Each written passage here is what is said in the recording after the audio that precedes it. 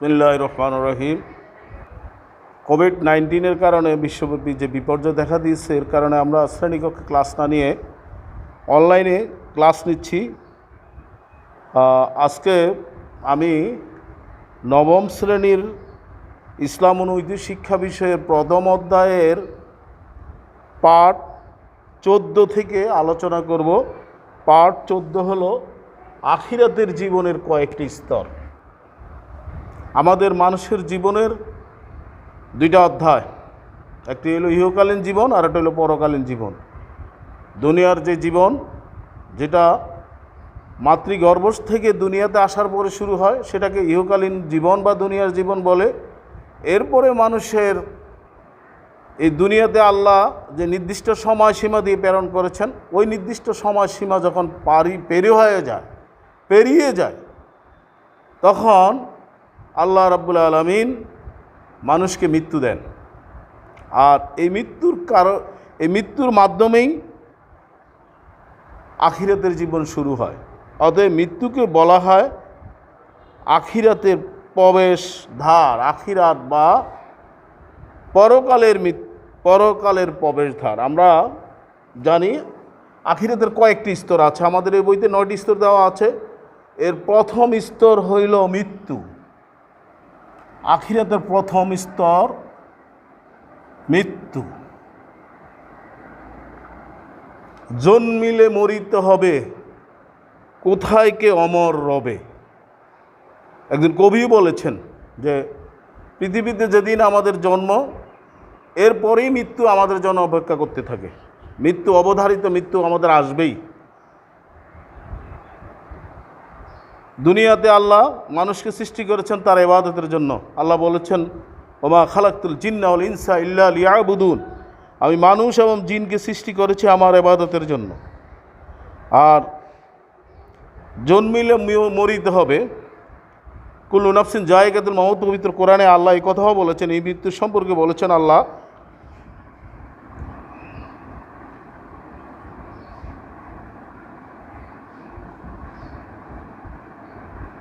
কুল্লু নাফসিন যায়কাতুল মাউত।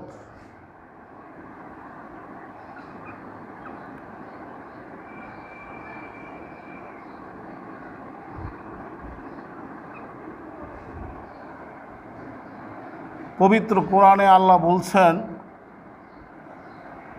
কুল্লু নাফসিন যায়কাতুল মাউত, যার অর্থ প্রত্যেক প্রাণীকেই মৃত্যুর স্বাদ গ্রহণ করতে হবে। প্রত্যেক প্রাণীকেই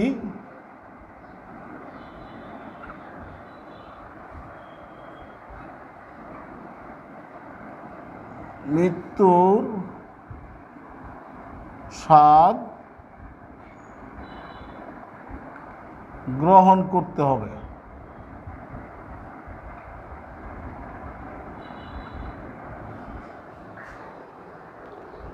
সূরা আলে ইমরান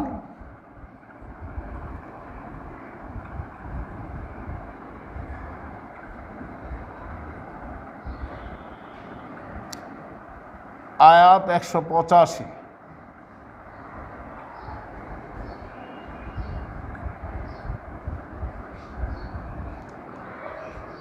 প্রিয় শিক্ষার্থীবৃন্দ, পরীক্ষা প্রশ্ন আসতে পারে যে মানুষের মৃত্যু অবধারিত, এই প্রসঙ্গে পবিত্র কোরআনের একটি আয়াত উপস্থাপন করো বা একটা আয়াত লেখো। সেই ক্ষেত্রে তোমরা এই আয়াতটা লিখবা যে প্রত্যেক প্রাণীকেই মৃত্যুর স্বাদ গ্রহণ করতে হবে। প্রশ্ন থাকতে পারে প্রত্যেক প্রাণীকেই মৃত্যুর স্বাদ গ্রহণ করতে হবে অথবা কুল্লু নাফসিন যায়কাতুল মাউত, এই আয়াতটি পবিত্র কোরআনের কোন সূরা থেকে নেওয়া হয়েছে, এটার উত্তর দিবা তোমরা। এটা পবিত্র কোরআনের অন্যতম একটি সূরা আলে ইমরান থেকে নেওয়া হয়েছে। প্রশ্ন থাকতে পারে যে এটি পবিত্র কোরআনের সূরা আলে ইমরানের কত নম্বর আয়াত। উত্তর হবে 185 নম্বর আয়াত। 185 নম্বর আয়াতে আল্লাহ বলেছেন কুল্লু নাফসিন যায়কাতুল মাউত, প্রত্যেক প্রাণীকেই মৃত্যুর স্বাদ গ্রহণ করতে হবে। অতএব পরীক্ষা বহু নির্বাচনী প্রশ্নে, জ্ঞানমূলক প্রশ্নে এই প্রশ্নগুলো আসতে পারে যে প্রত্যেক প্রাণীকেই মৃত্যুর স্বাদ গ্রহণ করতে হবে। এটি পবিত্র কোরআনের কোন সূরায় আছে? উত্তর হবে সূরা আল ইমরান। অথবা প্রশ্ন আসতে পারে প্রত্যেক প্রাণীকেই মৃত্যুর স্বাদ গ্রহণ করতে হবে পবিত্র কোরআনের সূরা আল ইমরানের কত নম্বর আয়াত? এটি একটি 85 নম্বর আয়াত। এরপরে মৃত্যু যে মানুষের অবধারিত, পবিত্র কোরআনের আরও একটি আয়াত আল্লাহ বলছেন, আইনামা তাকুনু ইউদরিকুকুমুল মাউত ওয়ালা কুনতুম ফি বুরুজিম মুশাইয়াদা।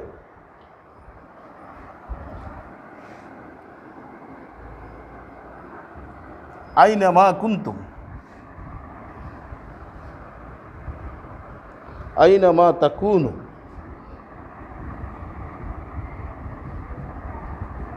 আইনামা তাকুনু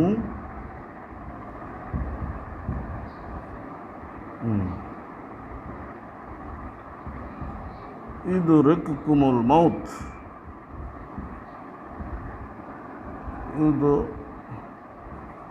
ইউদরিকুকুমুল মাউত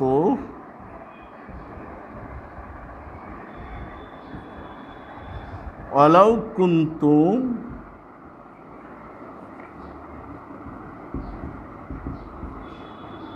কুনতুম ফি বুরুজিম মুশাইয়াদা, ওয়ালাউ কুনতুম ফি বুরুজিম মুশাইয়াদা।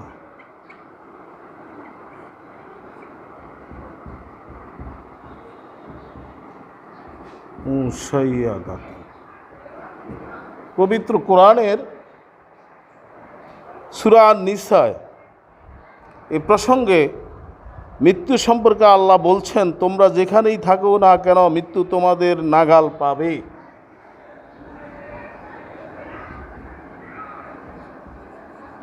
তোমরা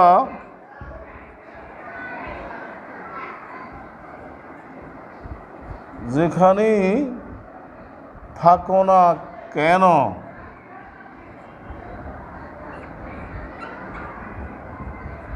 মৃত্যু তোমাদের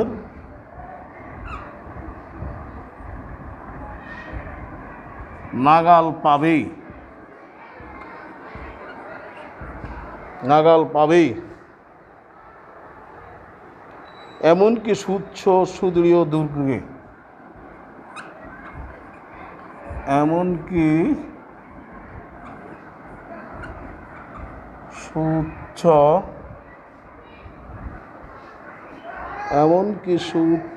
সুদৃঢ় দুর্গে, সুচ্ছ সুদৃঢ় দুর্গে। সূরা নিসা আয়াত ৭৮।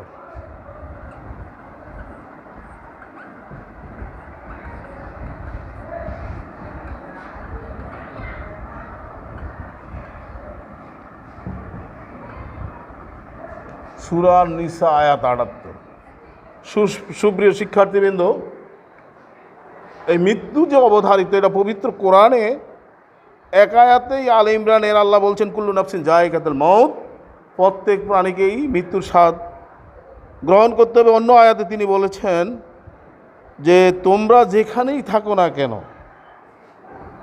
তোমরা যেখানেই থাকো না কেন মৃত্যু তোমাদের নাগাল পাবে, এমনকি সুউচ্চ সুদৃঢ় দুর্গে, একেবারে সুউচ্চ ওয়েল প্রটেক্টেড কোনো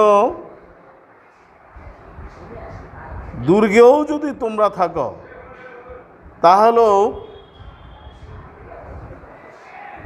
মৃত্যু তোমাদেরকে ধরবেই। মৃত্যু থেকে বাঁচার কোনো উপায় নেই। যে যুগে যুগে আমরা দেখেছি অনেক অত্যাচারী বাদশা, কেউ কেউ নিজেকে খোদাও দাবি করেছেন, কিন্তু মৃত্যু থেকে কেউই রেহাই পাননি। তাকে আল্লাহ পৃথিবীতে যে নির্দিষ্ট সময়সীমা দিয়া প্রেরণ করেছেন, ওই সময়সীমা যখন পার হয়ে গেছে এরপরে মৃত্যু তাদেরকে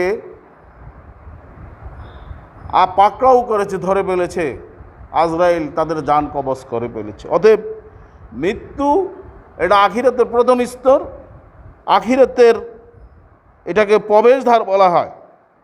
এরপরে আখিরাতের দ্বিতীয় স্তর হইল কবর।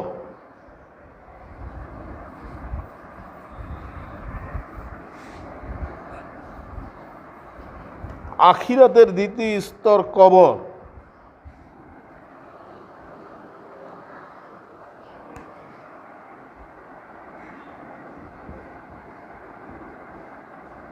মুসলমান যখন মৃত্যুবরণ করে,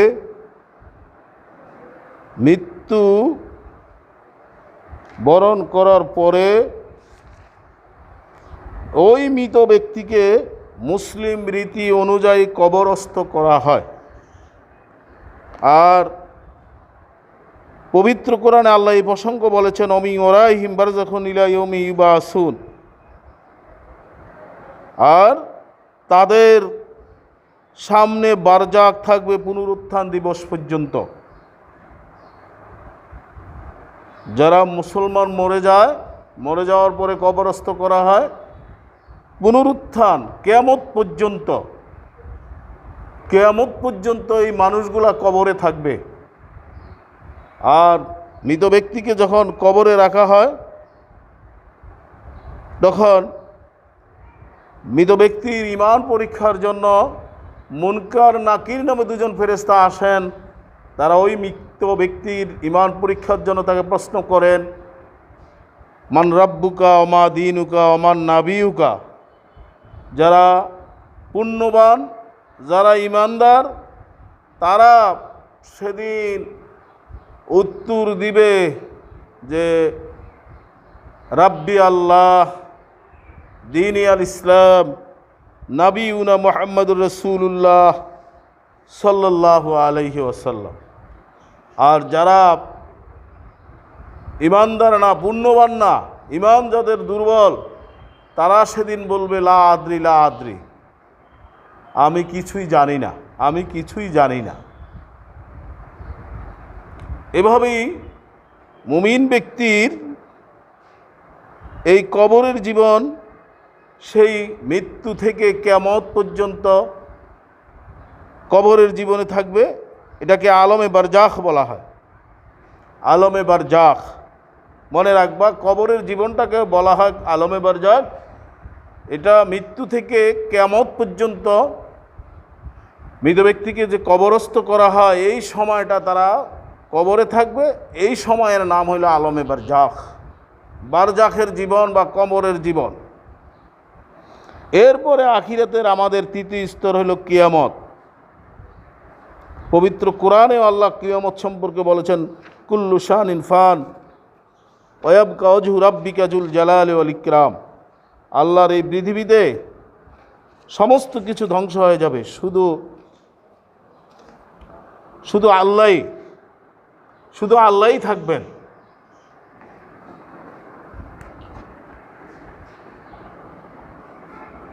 আখিরাতের তৃতীয় স্তর কিয়ামত।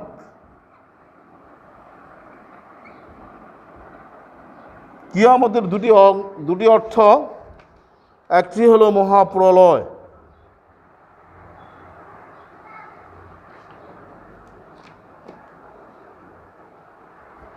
কিয়ামতের দুটি অর্থ। একটি হলো মহাপ্রলয়।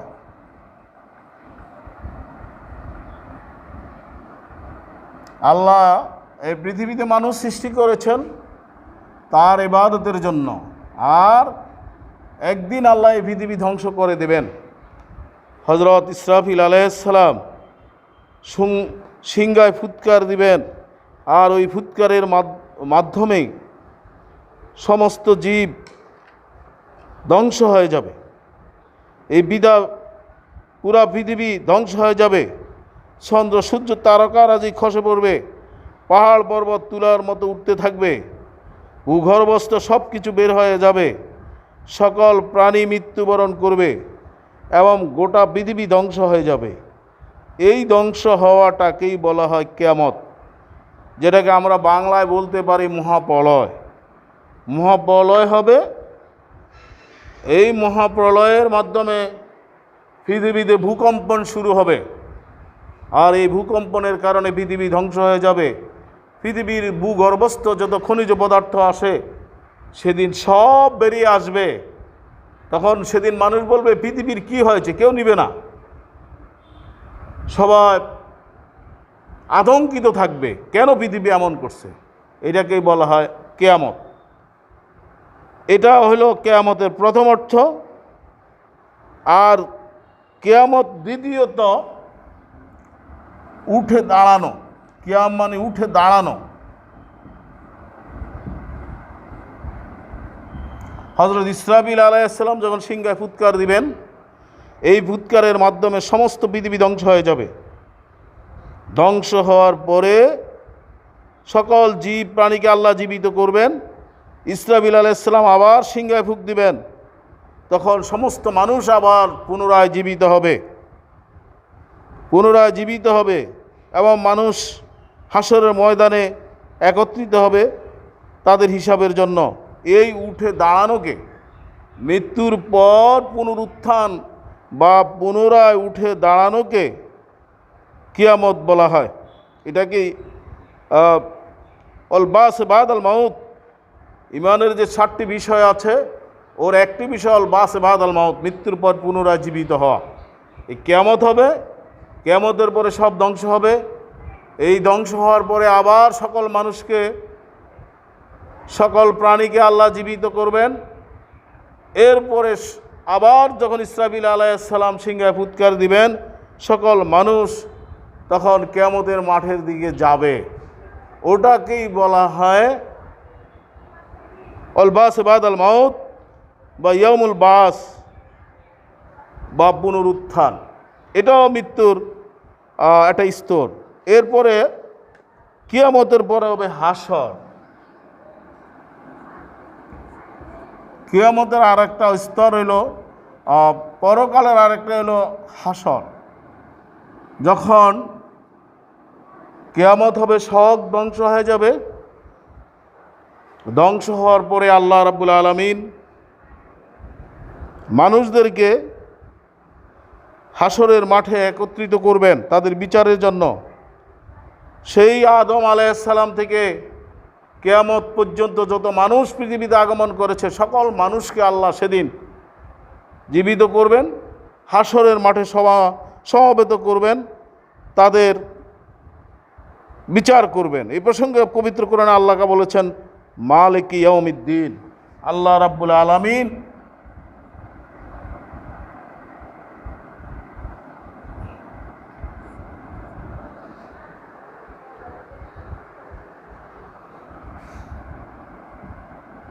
আল্লাহ রাব্বুল আলামিন সেদিন সকল মানুষকে জীবিত করবেন।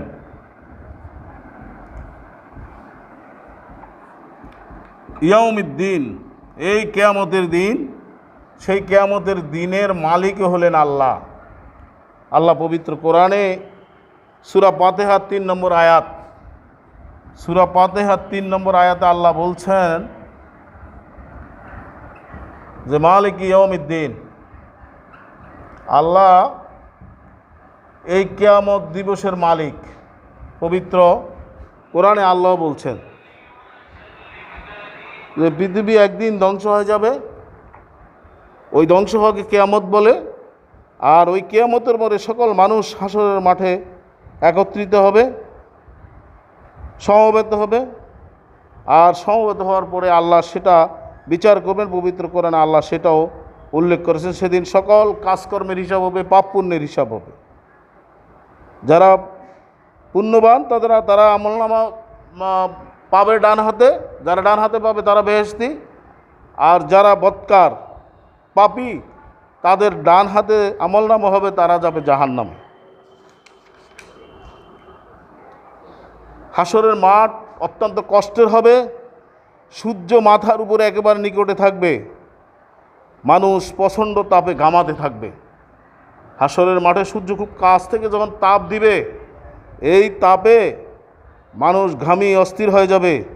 সেদিন আল্লাহ তাআলার আরশের ছায়ায় তার কোনো ছায়া থাকবে না। যারা মুমিন যারা নেককার তারা আল্লাহর আরশের ছায়ার নিচে আশ্রয় পাবে, আর যারা বদকার তারা ছায়া পাবে না, তারা প্রচণ্ড তাপে অস্থির হয়ে পড়বে।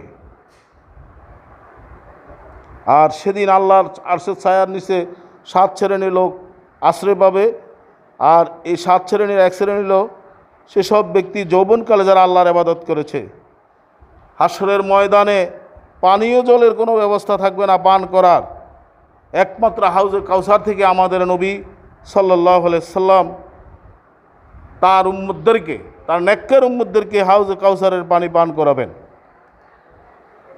পাপীরা সেদিন তৃষ্ণায় চটপট করবে, পানি পানি করে চিৎকার করবে, কিন্তু কোনো পানি পাওয়া যাবে না। আর সে হাসরের কঠিন মাঠে যারা পুণ্যবান তারা সুবিধাজনক অবস্থান লাভ করবে। আর যারা পাপী তারা হাসরের ময়দানে কঠিন শাস্তি ভোগ করবে। হাসরের পর হলো মিজান। তোমরা ইতিমধ্যে শুনেছ, মিজানের কথা শুনেছ। মিজান মানে দাঁড়িপাল্লা। আল্লাহ রাব্বুল আলামিন যখন হাসরের মাঠে সকল মানুষকে একত্রিত করবেন, সেখানে মিজান স্থাপন করা হবে, দাড়িপাল্লা স্থাপিত হবে। আল্লাহ কোরআনে বলছেন, ওনাদাউল মাওয়াজিনাল কিসতি লিয়াউমিল কিয়ামা, আর আমি কিয়ামতের দিন ন্যায় বিচারের মানদণ্ড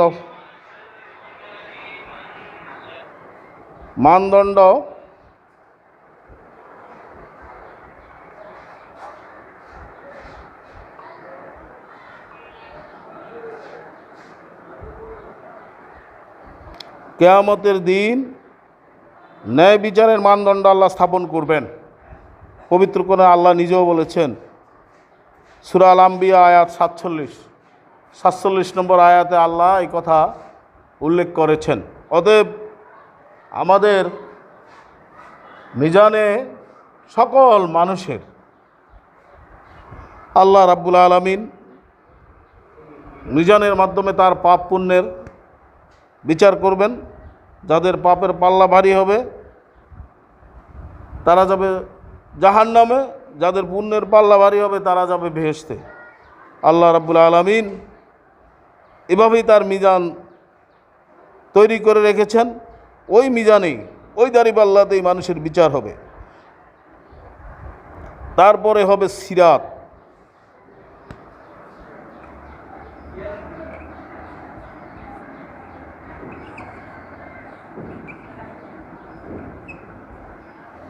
এরপরে যখন পাপ পুণ্য হবে, বিচার হবে মিজানে, এরপরে মানুষ সিরাত অতিক্রম করবে। সিরাত আরবি শব্দ, এর বাংলা অর্থ হইল পথ, রাস্তা, ফুল, সেতু ইত্যাদি। পরীক্ষা আসতে পারে সিরাত শব্দের অর্থ কি? পথ, রাস্তা, পুল,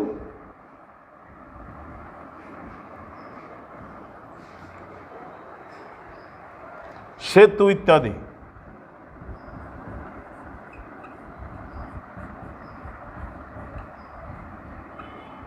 আল্লাহ রাব্বুল আলামিন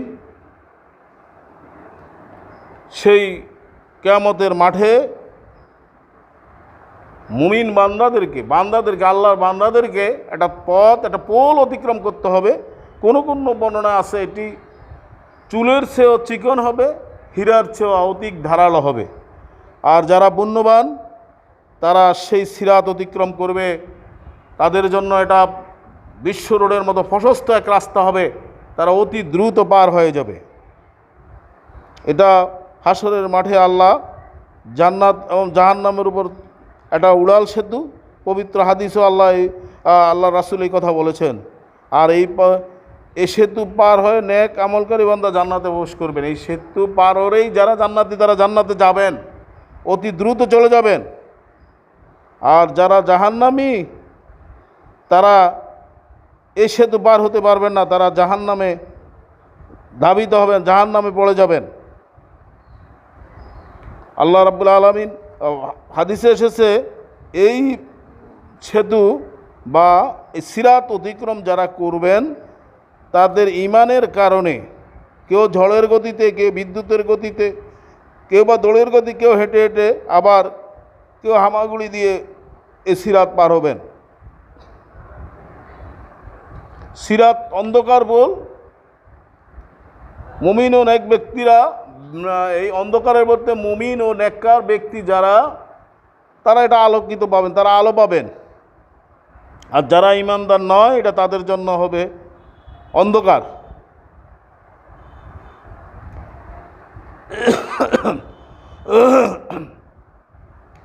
আর যারা অন্ধকার না, যারা ঈমানদার না, তাদের জন্য এই সিরাত হবে অত্যন্ত ভয়াবহ। এটা চুলের চাইতে চিকন হবে এবং তরবারি বা হীরার চেয়ে আরও ধারালো হবে। যারা সিরাত অতিক্রম করতে গেলেই এরা অতিক্রম করতে পারবে না, এরা জাহান্নামে পতিত হবে। অতএব আমাদেরকে এই সিরাত বিশ্বাস করতে হবে, এই সিরাত বিশ্বাস করতে হবে। যারা মুমিন, এই পরকালের কয়েকটা স্তরের মধ্যে সিরাত একটি। আমাদের আরও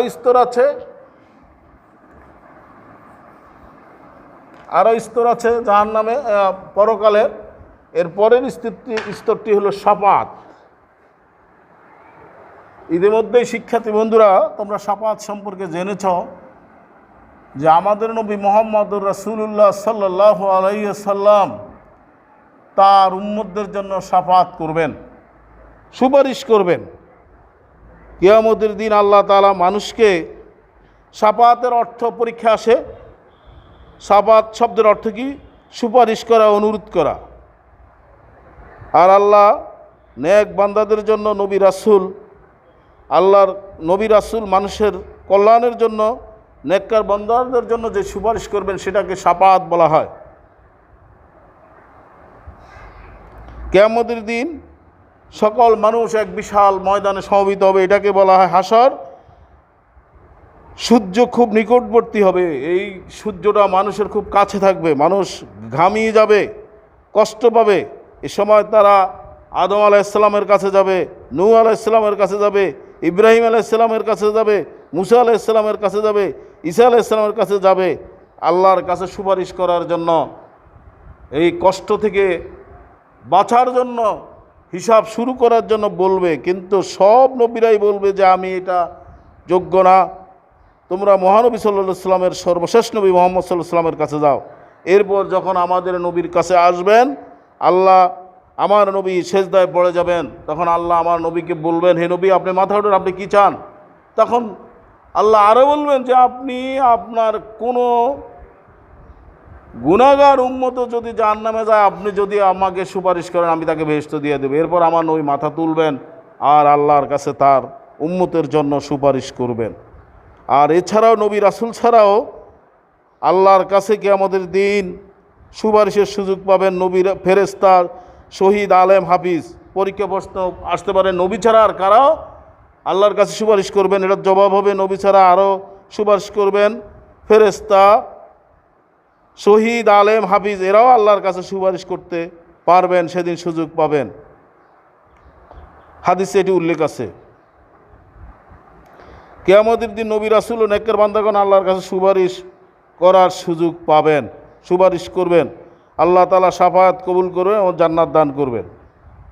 তবে শাফাতের সবচেয়ে বেশি ক্ষমতা থাকবে আমাদের নবী সাল্লাল্লাহু আলাইহি ওয়াসাল্লামের কাছে। এজন্য নবী বলছেন উতিউতু শাফাআতা, আমাদের নবী এজন্য বলছেন আমাকে শাফাত করার অধিকার দেওয়া হয়েছে। সহিহ বুখারী ও মুসলিম। এটা পরীক্ষা আসতে পারে, উতিউতু শাফাআতা।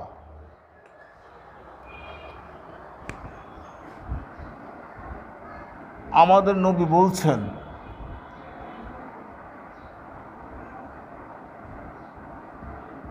উতিতু শাফাআতা,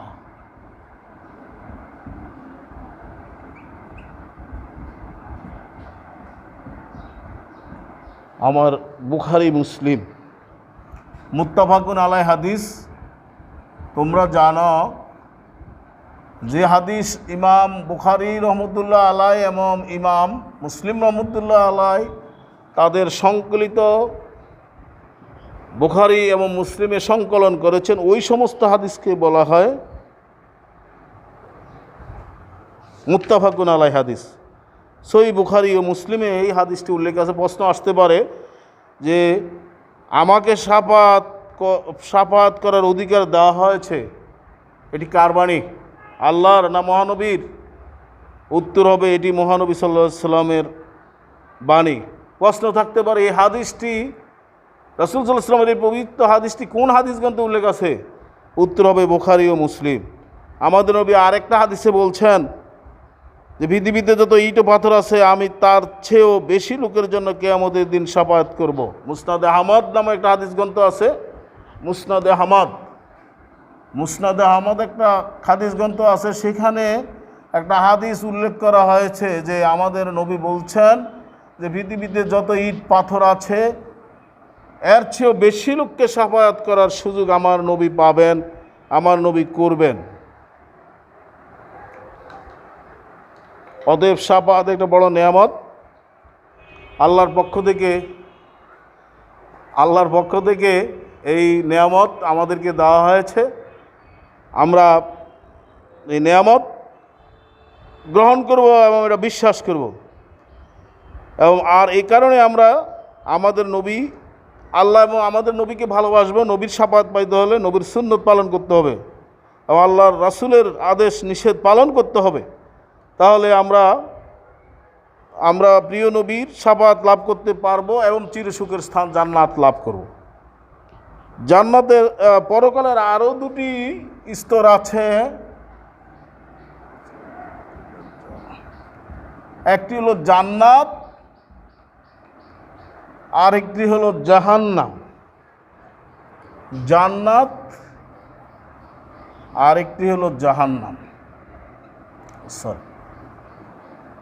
জান্নাত আর জাহান্নাম। জান্নাত আর জাহান্নাম আল্লাহ রাব্বুল আলামিন পৃথিবীতে মানুষকে সৃষ্টি করেছেন তার ইবাদতের জন্য। যারা আল্লাহর ইবাদত নিয়মিত করতে করেছেন আল্লাহ রাব্বুল আলামিন তাদেরকে পরকালে চির সুখের স্থান জান্নাত দিবেন, যেখানে জান্নাতীরা যা চাইবে তাই পাবে। কোরআনও আল্লাহ বলেছেন ওয়ালাকুম ফিহা মা তাশতাহি আনফুসুকুম ওয়ালাকুম ফিহা মা তাদউন। আল্লাহ মানুষ সেখানে যা চাইবে জান্নাতে তাই পাবে, এবং আল্লাহ যা কিছু দেওয়ার ওয়াদা করেছেন সব কিছুই দেওয়া হবে। আর একটি হলো জাহান্নাম, যারা আল্লাহর ইবাদত করে নাই, হাসি তামাশায় দুনিয়ায় কাটাইছে, তাদেরকে দেওয়া হবে জাহান্নাম। লা ইয়ামুতু ফিহা ওয়া লা ইয়াহইয়া। জাহান্নাম এমন এক ভয়ানক স্থান যেখানে মানুষ মরবেও না, বাঁচবেও না। দুঃখ আর যন্ত্রণা, ক্লেশ। আমরা পরবর্তী ক্লাসে এই জান্নাত জাহান্নাম সম্পর্কে বিস্তারিত আলোচনা করব। আজকে আমরা এই জাহান্নাম আখিরাতের 9টি স্তরের মধ্যে 7টি স্তর শাফাআত পর্যন্ত আলোচনা করলাম। পরবর্তী ক্লাসে জান্নাত জাহান্নাম এই দুটো নিয়ে আলোচনা করব। প্রিয় শিক্ষার্থীবৃন্দ, তোমরা পরবর্তী ক্লাস পর্যন্ত ভালো থাকো, সুস্থ থাকো। এই মহামারী, যে মহামারী বিশ্বব্যাপী দেখা দিয়েছে কোভিড-19 বা করোনা ভাইরাস, ওই ভাইরাস থেকে আল্লাহ সবাইকে, আমাদেরকে, তোমাদেরকে, সবাইকে আল্লাহ মুক্ত রাখুক। আর আমরা সবাই এই দোয়া পড়ি, আল্লাহুম্মা ইন্নী আউযু বিকা মিনাল বারাসি ওয়াল জুনুনি ওয়াল জুযামি ওয়া মিন সাইয়্যিল আসকাম। আল্লাহর কাছে আমরা এই দোয়া করে, আমি সবার সুস্থতা কামনা করে আল্লাহর কাছে আজকের ক্লাস এখানেই সমাপ্ত করলাম। আসসালামু আলাইকুম ওয়া রাহমাতুল্লাহি ওয়া বারাকাতুহু।